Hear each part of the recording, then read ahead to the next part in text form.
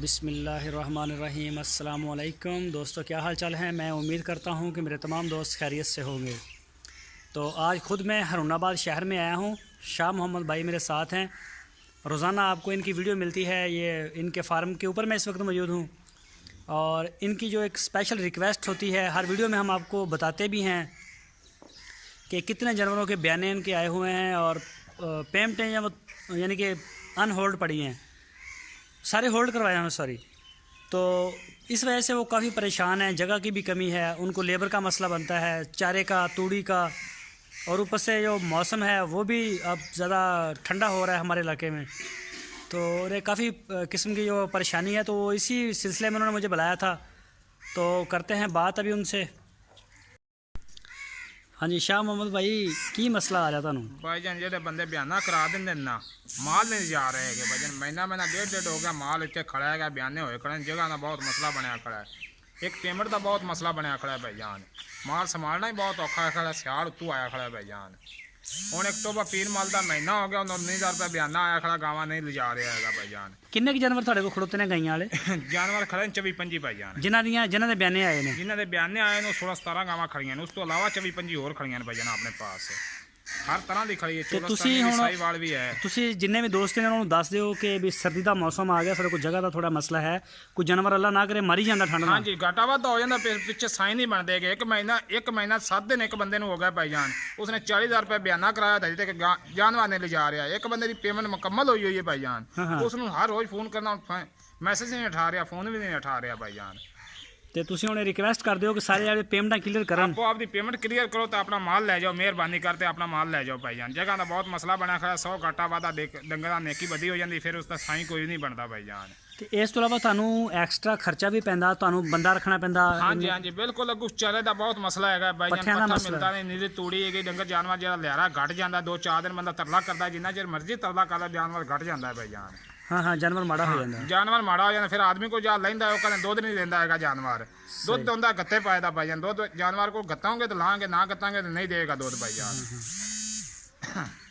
ठीक हो गया, मेहरबानी सारे दोस्तों ने, मेहरबानी है कि अपने अपने बयाने क्लियर करो तो अपना माल ले जाओ भाईजान, मेहरबानी होगी।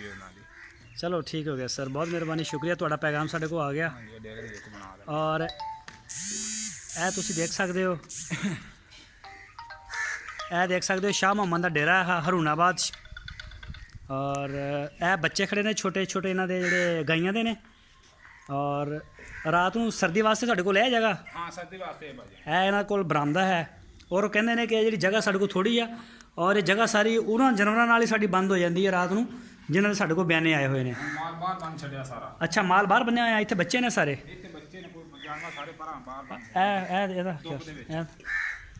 अच्छा ए उन्होंने बच्चे नाल नहीं बनते बच्चों नूं, सही हो गया। ए साहीवाल नस्ल दी खड़ियां ने, हाँ साहीवाल दी जी, ये सेल हुई हैं दोनों, ये दोनों सेल हुई ने, कराची जा रही है, एक तांदला मंडी जा रही है जी। अच्छा एक कराची एक तांदला मंडी, आज जा रही हैं जी। सही। की नाम है तेरा भाई? मोहम्मद खान। की नाम है? मोहम्मद खान। मोहम्मद खान, हाँ चलो ठीक हो गया। है जी सारा डेरा है भाई शाह मोहम्मद का, और उन्होंने बकायदा ए देखो इन्हों का डेरा है, 2 हिस्सों के इनू हुणे वड्डा करनगे ज़रा। और ए देखो गाइयां सारियां इत्थे ने, पर कोई तो होर भी बनियां ने। ए सारा ए देखो माशाल्लाह काफ़ी माल आ, काफ़ी जानवर बने हुए हैं। इन्होंने विचों तकरीबन 16 जानवर ऐसे ने जिन्हों का बयाना आया होया। और सारे दोस्तों ये रिक्वेस्ट करते हैं कि सानू जो ना साड़ी पेमेंटां जी हर सूरत क्लीयर करो, ताकि मौसम जो ठंडा हो रहा, और जगह का रात को खास कर जो ना अंदर बनने का बड़ा मसला आ रहा। और यह देख सकते हो माशाल्लाह, थल्ले भी बैठे, मैं नीचे तो सुना। यह देखो माशाल्लाह यह शाह मोहम्मद का डेरा जी, माशाल्लाह काफ़ी माल खड़ा। और इन्होंने 16 गाइयां का बयाना आया होया, तो और बाकी जानवर जोड़े ने फार सेल ने, और कई की गलबात चलती पई है। तो पूरे पाकिस्तान के होम डिलीवरी करते हैं। और जिस दोस्त इन्होंने डेरे ते आना चाहन हरुणाबाद शहर इन्होंने रबता करके रबता करने तो बगैर बिल्कुल ना आन, हर सहूलत मिलेगी, खाना मिलेगा, हर चीज़ मिलेगी, तो कोई टेंशन नहीं होएगी। नंबर थोड़ी स्क्रीन के उपर है शाह मोहम्मद का। और जिन्होंने दोस्तों के बयाने आए हैं उन्होंने स्पैशली रिक्वेस्ट है ਕਿ ਉਹ ਜਿਹੜਾ ਹੈ ਉਹ ਆਪਣੇ ਜਿਹੜੇ ਆ ਮਾਲ ਆਪਣਾ ਪੇਮੈਂਟਾਂ ਕਲੀਅਰ ਕਰਨ ਔਰ ਆਪਣਾ ਮਾਲ ਜਿਹੜਾ ਉਹਨੂੰ ਰਿਸੀਵ ਕਰ ਲੈਣ। ਤੇ ਅੱਜ ਇਹਨਾਂ ਦੀ ਬਸ ਇਹ ਸਿਰਫ ਇਸੇ ਮੈਸੇਜ ਬਦਲੇ ਸਿਰਫ ਮੈਨੂੰ ਇਹਨਾਂ ਦੇ ਕੋਲ ਆਉਣਾ ਪਿਆ ਤਕਰੀਬਨ 100 ਕਿਲੋਮੀਟਰ ਸਫ਼ਰ ਕਰਕੇ, ਕਿ ਕਾफ़ੀ ਦੋਸਤ ਉਹਨਾਂ ਦੇ ਨਾ ਬਿਆਨੇ ਆਏ ਹੋਏ ਨੇ। ਤੇ ਦੋਸਤੋ ਆਪਣਾ ਬੜਾ ਸਾਰਾ ਖਿਆਲ ਰੱਖਣਾ। ਫਿਰ ਮਿਲਾਂਗੇ ਇੰਸ਼ਾਅੱਲਾਹ ਤੁਹਾਨੂੰ ਇੱਕ ਨਈ ਵੀਡੀਓ ਦੇ ਨਾਲ। ਅੱਲਾਹ ਹਾਫਿਜ਼।